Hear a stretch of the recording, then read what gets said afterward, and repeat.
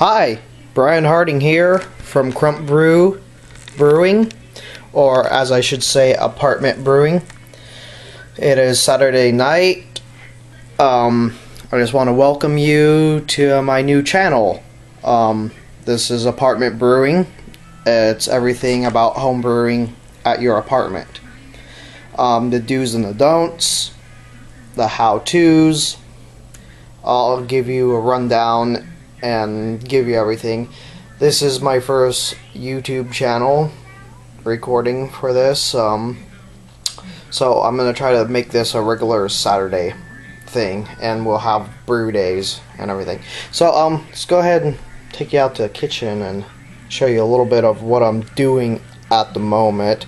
Like I said, this is just a little review right now for tonight, and then we'll give you a other full-length video when I have some more of my equipment back. Right now, some of it's out getting some work done to it. So just show you what I'm doing right now. Okay, let's turn the camera around here.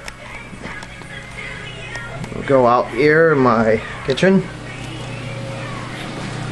and we have some pumpkin. Yes, yummy pumpkins. Some fresh pumpkins, some fresh pumpkin seeds. Some kind of crispy pumpkin seeds. I don't plan on making the rest of them that crispy. Add a nice little smoky flavor though. Anyway, so we're gonna roast these, and we're gonna take them to the store, to the brewery store, where we get our grains. And I'm gonna have them milled with my grains. Well, I'm gonna mill them. I go there so much. I know how to use all the machines and everything. So, anyways, so yeah. So you gotta take your pumpkins and get all the seeds out. And you see there's some little pretty seeds in the veins. It ain't gonna matter. We're gonna puree them. You add a little bit of water in this, and you puree them, and pour them in a container.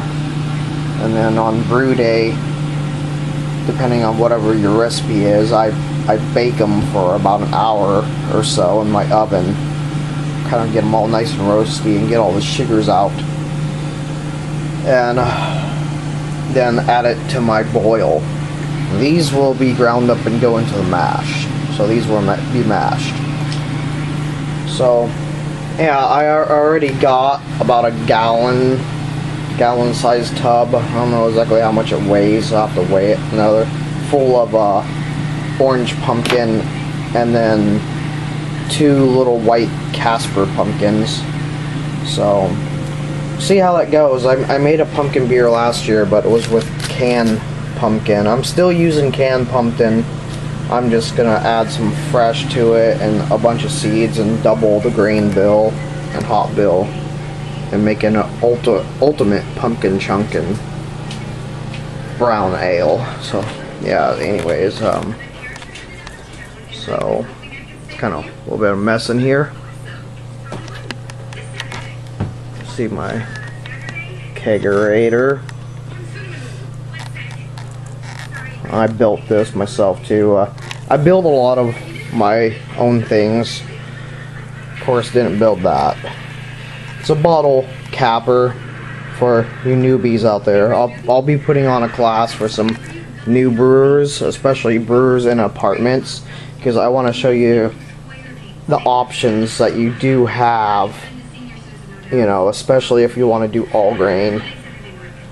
And I started out making three gallon batches doing all grain on my stove, and then a hot liquor tank made out of a cooler. That's my fermenting vessel. Got some bottles of yeast that I collected.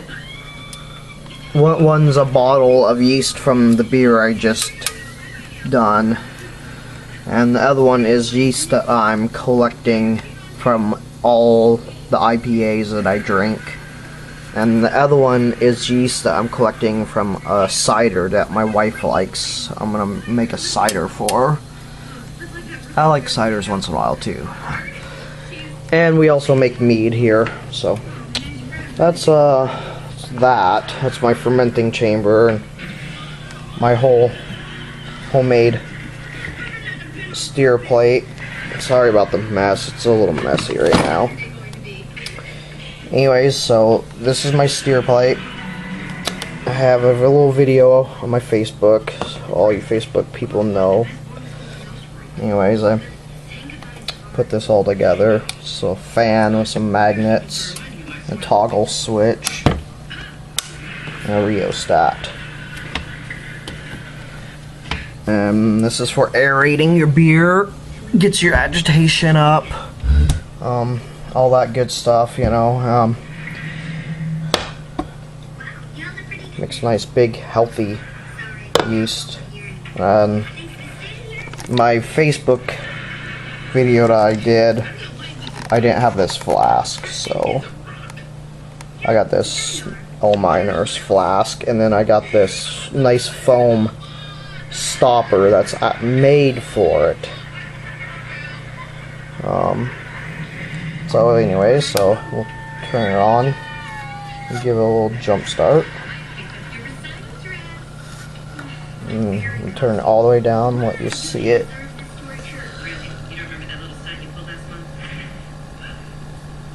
And that's on low.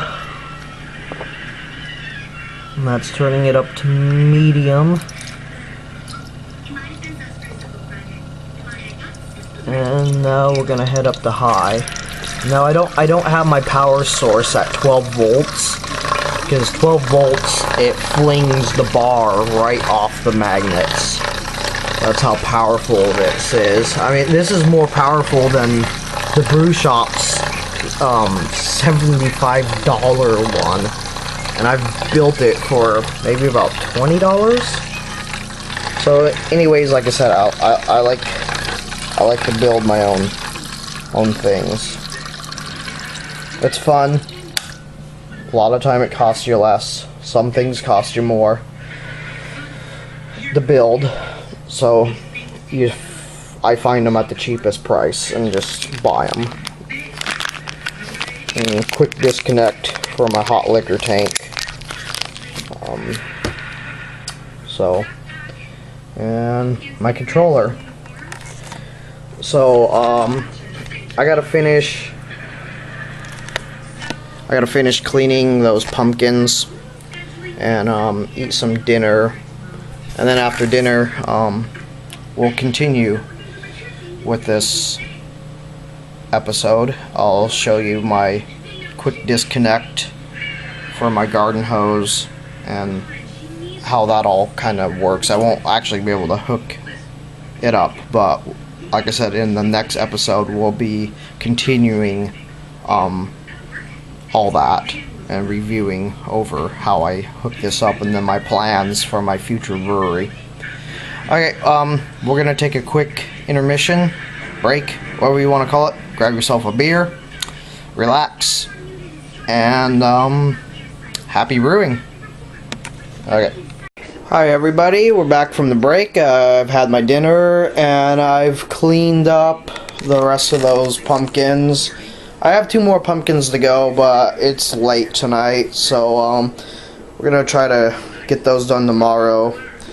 Anyways, I ended up using the smart way, because you want to utilize as much of pumpkin as you can. So I took this shredder and shredded all the skin off the outside, and then cut the pumpkin up and threw it in my Ninja. What's real nice about this is because, like I said, you have to pour some water in it to puree it, and it has this little spout on it, so instead of having to take the lid off and pouring more water in, if you need more water, you just pour it through that spout. Anyways, I got it in this cut gallon jug right here for now.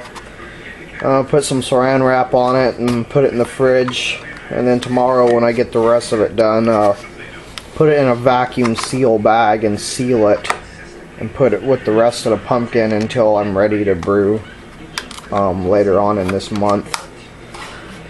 make some nice Thanksgiving pumpkin beer. Anyways, so we're gonna put some saran wrap on that real fast, put it in the fridge, and then I'll show you that garden hose quick disconnect I was talking about. So give me just a moment and we'll be right back. Okay, we're back. The saran wrap I had, it wasn't working out, so we're just gonna cover up with some aluminum foil. That'll work for overnight. So I'm gonna take this and open up the fridge, and not really much room in the fridge. I think I'm gonna go put it in my my fermenting fridge, because that's turned down the refrigeration temperatures. It's sitting at about 40 Fahrenheit.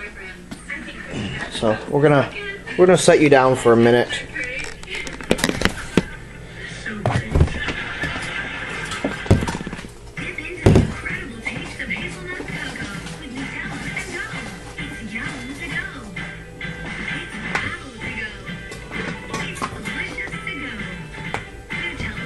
There we go.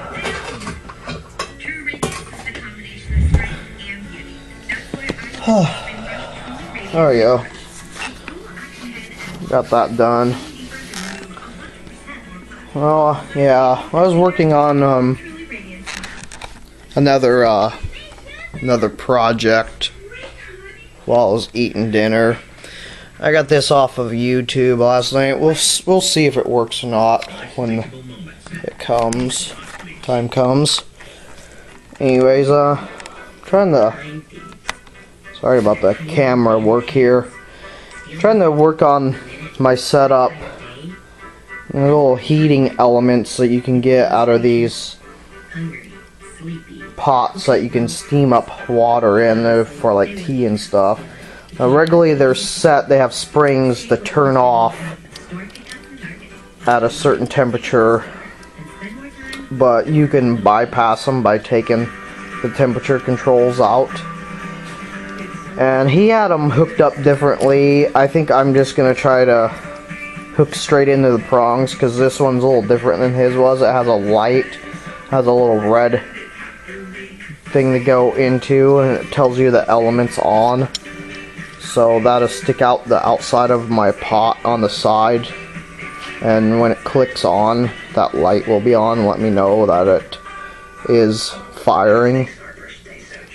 So anyways, we'll see how good it works. I might need 2 of them in my hot liquor tank, because I got a half keg, a 15.5 gallon. So we'll see how that works. It was free. It was given to me, so and I wasn't using the pot.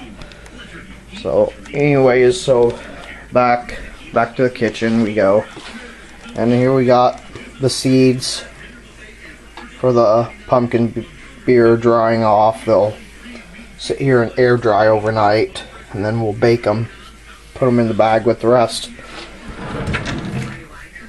So anyways, yeah, I've been brewing out of my apartment for the last probably 5-6 years. I did take a little break for almost about 2 years.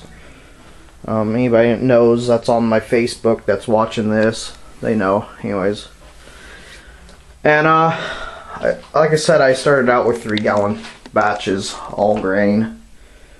I didn't try extract brewing. I actually done a partial brewing a little later, and now I've carbonated it. I've carbonated it into sometimes just straight up all grain, but I can't get a very high alcohol content at the moment with my current mash tun. My new mash tun is being welded up as we speak, along with my brew pot. So a lot of time what I do is just, you know, get as much grain in as I could into my mash tun, and then I bump it up with liquid malt extracts and sometimes a little corn shear or something, you know. Usually not too much so the flavor doesn't get knocked off. But my Imperial IPA that I just made, yeah, it was that way. It had grains, it had liquid malt extract, and it had corn sugar in it. And so yeah, it was kind of a little mix-up. It had some fresh hops, and then some wet hops, if you want to call them that too, and some hops that were freshly dried off the plants, and then some hops that were bought from the store. So anyways, we're here in my bathroom, and I had all these little videos of a lot of this stuff, and I wanted to more combine it into one video for YouTube for this Saturday night apartment brewing, we're calling it. So this is everything if you want to know how to all grain brew in your apartment, depending on your setup. Okay, your back deck, I suggest that you be on the bottom floor. And depending on how big your back deck is too, you have to utilize your space a lot. So, sorry, like I said, sorry again about the camera work. It's the first time using this new camcorder I got for my actual business. I have another YouTube channel for my craft shop. Anyways, so, let's go ahead and check out this crazy idea that I got in my head. Originally, I was hooking up to my washer and dryer. First, I hooked up to my sink. Well, I wasn't really getting enough pressure that I didn't like. And this was in my other apartment that I also lived downstairs. I never brewed when I lived upstairs. I started brewing way later on. So I got the idea of hooking it to my washer and dryer. Well, the problem is I use hot water to do a lot of cleanup, to spray down my deck and everything, and I use the cold water for the sanitizer and, you know, cooling the wort with my wort chillers. So it was kind of a pain in the butt having to go and turn it off, let all the water out of the hose, and then switch it. And I'm bent over the wash and dryer. Well, I got a new apartment, and it's bigger. It's a 3-bedroom. My mom's living with us now. And, well, our bedroom, my wife and I's bedroom, is off the living room, which kind of sucks. But at the same time, it's kind of cool because we have a sliding glass door. But guess what? It goes out to our deck on the back. Yes. So, I had this horrible thing happen to me. I was cleaning my buddy's brew pot that he let me borrow because mine wasn't welded up yet, so I'll borrow his when I do big brews. And anyways, my water pressure went away. What the heck happened? I went in the living room. Oh, I turned around and saw. I went in the living room and there was water spraying everywhere. I had a cheap garden hose. I hadn't used it. I've used it a lot with hot water and cold water, and it would kink and stuff when I'd roll it up. I mean, it was just like a cheap $10 garden hose. I got a better one from my mom's storage shed. Anyways, you know, luckily I had a carpet cleaner, water everywhere. I have a good spirited wife. But for her, my daughter, and my mom, I wanted to figure out a easier and a better solution. And I'm still working on it because the garden hose I want to get is meant to hold up like 200 and something Fahrenheit water. So it's like 40 something bucks at Lowe's, which ain't bad. So anyways, let's turn you around and show you, because you're probably sitting here going, he needs to shut up and just show us this. What is this crazy thing he's talking about? So it took me a little bit because I'm smart in some ways, but in some other ways, not totally. You know, I was thinking for some reason, thinking I could just hook these up to my shower. Let's zoom in a little bit here. So I tried to, and well, it was the right threading, but it was too big. And then I got some of those little things that you hook to your sink, that you can hook your wart chiller or a garden hose to your sink. I got them for like 10 cents used at Larry's Homebrew Supply in Kent, Washington. Yes, I am giving them a shout out or whatever. They supply 90% of the breweries and homebrew shops here in Washington of their grains and other supplies. So they're not your average homebrew shop. So, anyways, the threads were wrong again. So now I have, well, they're only 10 cents each, so 20 cents. And I'll figure out a use for them. Bottle washer, anything like that. Anyways, so I had to buy this, and I had to buy this from Lowe's, and I got it all hooked up. So you probably already figured this out if you're smart and can get it. So anyways, you take that off like that. And I don't have my garden hose in here. Like I said, it's late, so in the next episode, we will go over that. Hopefully I'll have my pots back and stuff, and I can show you a little bit of that. And then hopefully the next episode, we'll have everything pretty much ready to go and hook up of what I'm trying to do with building my new brewery. But it's kind of been 1-2 things at a time. So anyways, I can hook my garden hose up, and I don't have to unhook for hot or cold water. I just come in and switch, and my garden hose has an on and off switch on it. That's also a quick disconnect, because I have one of those nice miniature fireman nozzles on it.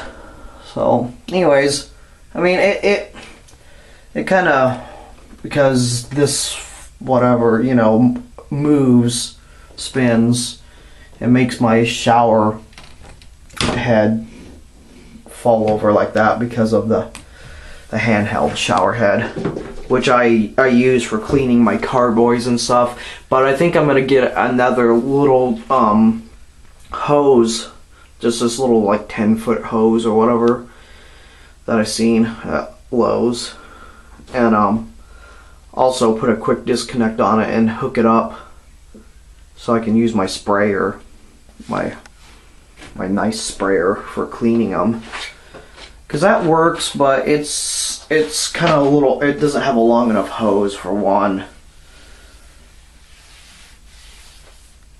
and only one setting works on for spraying it in there. So anyways, yeah, that's what I got going on.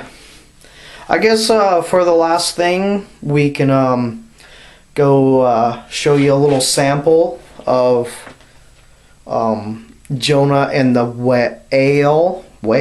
Yeah, get it? W-A-L-E, whale. Anyways, W-H-L-E.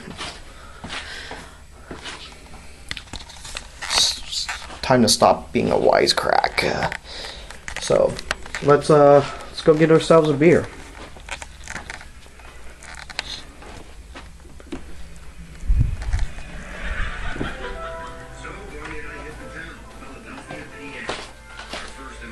I'm gonna get a too big of one right now. I got multiple of these little sampler glasses from a brewing festival that I go to every year in Seattle.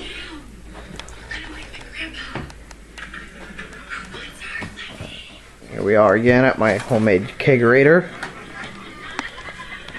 And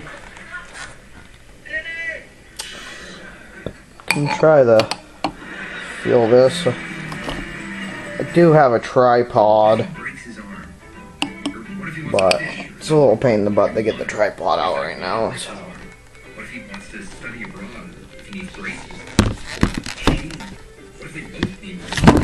Oh. Okay, the camera work's not gonna work too well, so.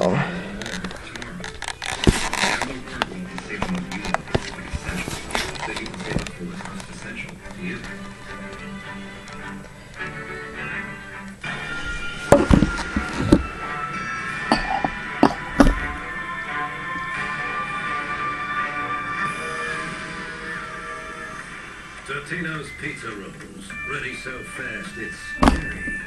Okay? There we go. A little glass of Jonah and the Whale IPA, well, Imperial IPA, rye, amber, barley, 2 different kinds of caramel, 6 different kinds of hops. So, yeah.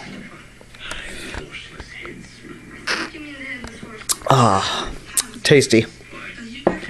So anyways, we'll see you next weekend for another episode of Apartment Brewing. And hopefully pretty soon we'll have a brew day that we can do with you. Otherwise, happy brewing. Goodbye.